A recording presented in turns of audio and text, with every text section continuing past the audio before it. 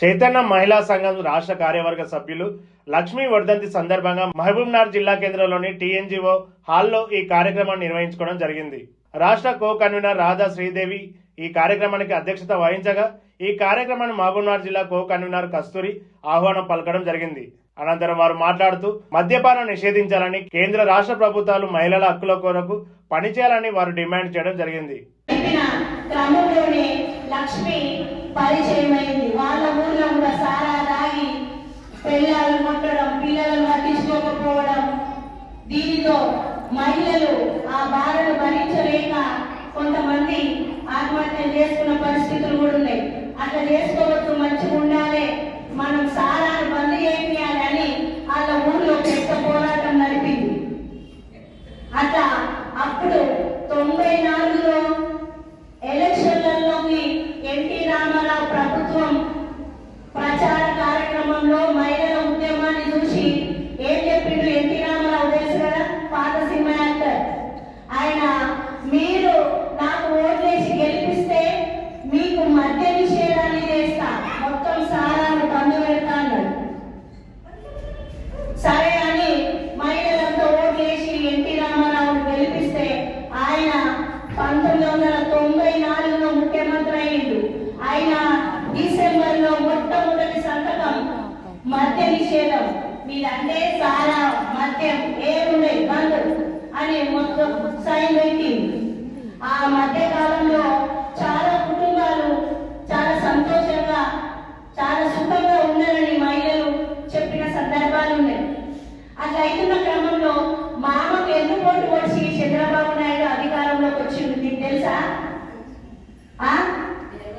ఎన్నుకోటు వచ్చిండు చంద్రబాబు నాయుడు, మామ ఎన్టీ రామారావు. అంటే నిజమైన ఎన్నుకోటు ఇట్లా కాదు.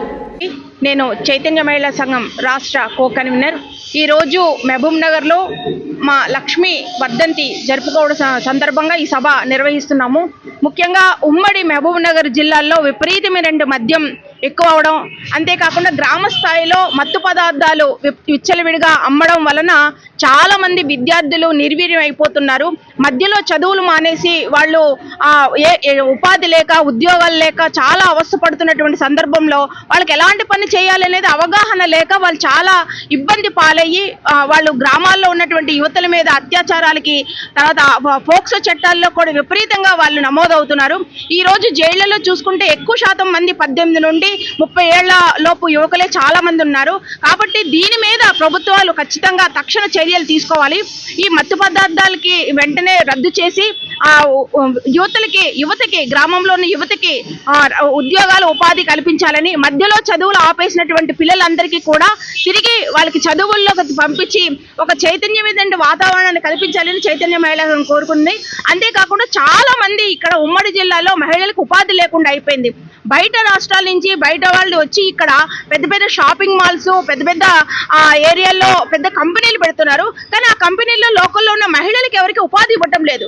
కాబట్టి ఇక్కడ ఉన్నటువంటి మహిళలు ఎక్కడెక్కడికో పోయి పనులకని పోవడం వలన అక్కడ అత్యాచారాలకి, లైంగిక వేధింపులకి గురై శవాలుగా మారి ఈ ఊళ్ళకు రావడం జరుగుతుంది. ఇక్కడ లోకల్లో ఉన్నటువంటి భూమి ఫ్రీగా ఇస్తున్నారు, ఇక్కడ ఉన్నటువంటి నీరు ఫ్రీగా ఇస్తున్నారు, ఇక్కడ ఉన్న కరెంటు ఫ్రీగా ఇస్తున్నారు. అన్నీ కూడా వీళ్ళు ఇక్కడ ఉన్న వనరులు ఉపయోగించుకొని లోకల్లో ఉన్న వాళ్ళకి ఉపాధి కలిగించకుండా ఎక్కడెక్కడో వేరే రాష్ట్రాల నుంచి వచ్చేటటువంటి వాళ్ళకు ఉపాధి కల్పించడాన్ని చైతన్య మహిళా సంఘం తీవ్రంగా ఖండిస్తున్నది.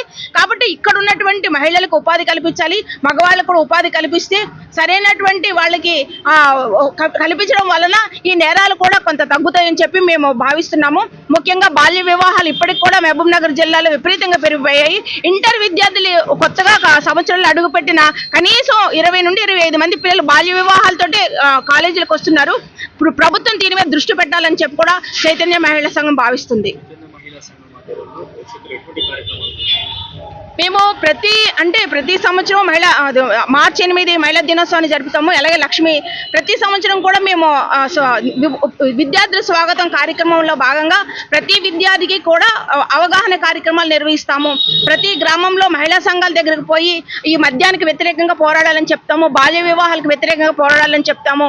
అంతేకాకుండా ఏదైనా సమస్య వచ్చిందంటే పోలీస్ స్టేషన్ల వరకు వెళ్లకుండా ఆ పరిష్కారాలు నెత్తుకోవాలని చెప్పి కూడా మేము వాళ్ళకి అవగాహన కల్పిస్తాము. ఒకవేళ పోలీస్ స్టేషన్లో సరైనటువంటి నమోదు కాకపోతే పోలీస్ స్టేషన్లో వెళ్ళి కూడా మేము వారికి సరైనటువంటి చట్టాలు దాంట్లో నమోదు చేయాలని, మహిళల పక్షాన ఉండాలి, ప్రజల పక్షాన ఉండాలని చెప్పి కూడా మేము కోరుతూ ఉంటాం వాళ్ళకి.